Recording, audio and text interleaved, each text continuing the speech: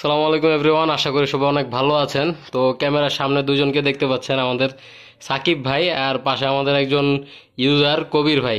তিনি আমাদের কাছ থেকে চার্জার নেওয়ার জন্য অনেক দূর থেকে এসেছেন। তো ভাই কোন জায়গা থেকে আসছেন বলেন তো একটু। হ্যাঁ, আসছি নরসিংদী থেকে। নরসিংদী কোথা থেকে আসছেন? নরসিংদী শিবপুর থেকে। তো নরসিংদী শিবপুর থেকে আসছে আমাদের কাছ থেকে চার্জার আর ইউপিএস নেওয়ার জন্য। আগে আসছিল, ইউপিএস নিয়ে গেছে। তো এটা কেমন চলতেছে ভাই? ভালো। মোটামুটি ভালো চলতেছে না? ভাইয়ের তো দোকান আছে না? জি জি। তো ভাই নিছিল তার দোকানে বিক্রি করার জন্য, আমাদের কাছ থেকে পাইকারি নিয়ে গেছিল। তো সাকিব ভাই এখন এই চার্জারটা আর কি বিস্তারিত দেখাবে। আমরা যে চার্জারটা হাতে বানাই এটা একটু বিস্তারিত দেখাবে সাকিব ভাই। তো এই যে প্রথমে দেখেন একটা চার্জার, এটা আমি অ্যাম্পিয়ার মিটারটা দিয়ে দিছি, কুলিং ফ্যান সিস্টেম করে দিছি। আর এই জায়গায় দুইটা মোড আছে, একটা হচ্ছে হাই মোডে চার্জ হবে, একটা হচ্ছে স্লো মোডে চার্জ হবে। এটা আমি দুটোটা দেখাই দিব। কিন্তু কবির ভাই আপনি তো দেখছেন যে এটার ভিতরে কি আছে, এটা একটু বলেন যে মানুষ শুনুক এটার ভিতরে কি আছে, যে এটা কিরকম জিনিস দ্বারা তৈরি করছি আমি। এটার ভিতরে কিরকম মানের অটোকাট সার্কিট ব্যবহার করছে তো আপনি এটা দেখছেন। তো ভালো মানের দেখলাম, ভালো মানের অটোকার সার্কিট এবং বড় একটা ট্রান্সফরমার দিয়ে তৈরি করছে, নিজের সামনে তৈরি করছে। আমি ওনার সামনে তৈরি করছি ভাই, সবকিছু বিস্তারিত সম্পূর্ণ দেখছি। ভালো এই জায়গায় আমার বলার মতো কিছু নাই। তো চার্জারটা আমরা একটু ওয়েট করে দেখাই যে চার্জারটা কতটুকু ওয়েট আসে। এই যে দেখেন এটা আছে ভাই 3 কেজি 900 গ্রাম। হ্যাঁ 3 কেজি 900 গ্রাম এটার ওয়েট আছে। হ্যাঁ এটা তো আমরা সাধারণ যে অটোকাট চার্জারগুলো বাজার থেকে কিনি, তো ওইগুলো একটু দেখাই দেন পাশাপাশি, ওইটার ওয়েটও কেমন। তো এই যে দেখেন 10 এম্পিয়ারের যে চার্জার, ব্যাটারি ডিজিটাল চার্জার। তো এটাও ভালোই কাজ করে, 100-150 আর কি, 100 খুব ভালো কাজ করে। আমরাই ব্যবহার করি আমাদের কাস্টমারদের কাজের হ্যাঁ ক্ষেত্রে। এই যে দেখেন এটার ওয়েট আছে 366। এত আর কি 360 গ্রাম। মানে এটা প্যাকেট সহ? এটা প্যাকেট সহ 360 গ্রাম। আমি প্যাকেটটা ছাড়াও দেখাই দিই। এই যে চার্জারটার ভিতরে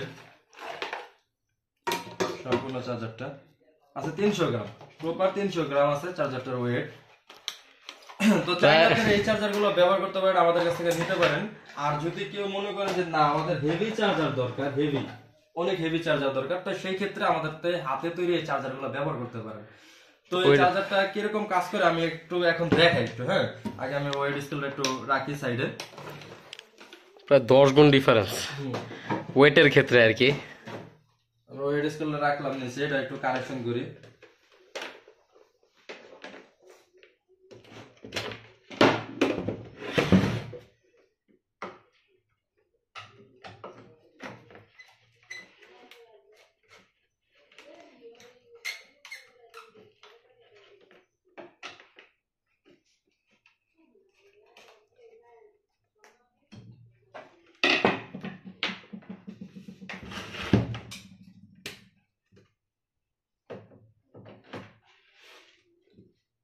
ভাই দেখেন একটু। হ্যাঁ এই যে আমি ব্যাটারিটা চার্জে বসাইলাম, এটা হচ্ছে স্লো মোড। হ্যাঁ যখন অন থাকবে স্লো মোড। এই যে দেখেন এম্পিয়ারটা দেখেন কোন জায়গায় আছে, কাটার এম্পিয়ারটা। যখন আমি ফাস্ট মোডে দিব দেখেন এম্পিয়ারের কাটাটা কোথায় উঠে যায়, দেখছেন? আর এই যে কুলিং ফ্যান চলতেছে। এই যে আমাদের ব্যাটারিটা অবশ্য ফুল চার্জ, এই কারণে অটো কাট হয়ে গেছে, অটোমেটিক্যালি কাট হয়ে গেছে, দেখছেন? আর এম্পিয়ারের কাটাটা নেমে গেছে। আবার দেখেন যখন আমি দিব কতটুকু কাট হয়ে গেলে নেমে যাবো। অনেকের প্রশ্ন থাকতে পারে এখানে স্লো মোড ফাস্ট মোড এই দুইটা দেওয়ার কারণ কি আসলে?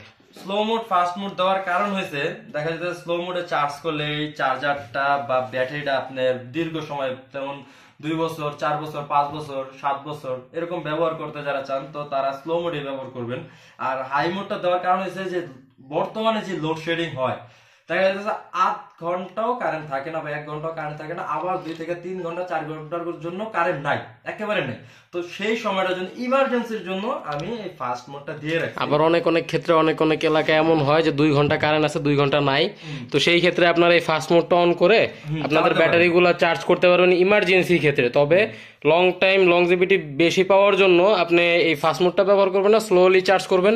যখন দেখবেন যে লোডশেডিং এর এইভাবে ঝামেলা হচ্ছে, তখন ফাস্ট মোডটা আপনার অন করে আর কি কাজ করবেন। তো এই তো নাকি আরো কোনো কিছু দেখাবেন? না না না, আজকে এই পর্যন্তই। ইনশাআল্লাহ আবার কখনো এক সময় দেখাবো আরো। তো ভিডিওগুলোর সাথে থাকবেন সবাই। আগে একটু আরেকটু জিজ্ঞাসা করে, কবির ভাই আমাদের কাছ থেকে আচার ব্যবহার কেমন পাইছেন?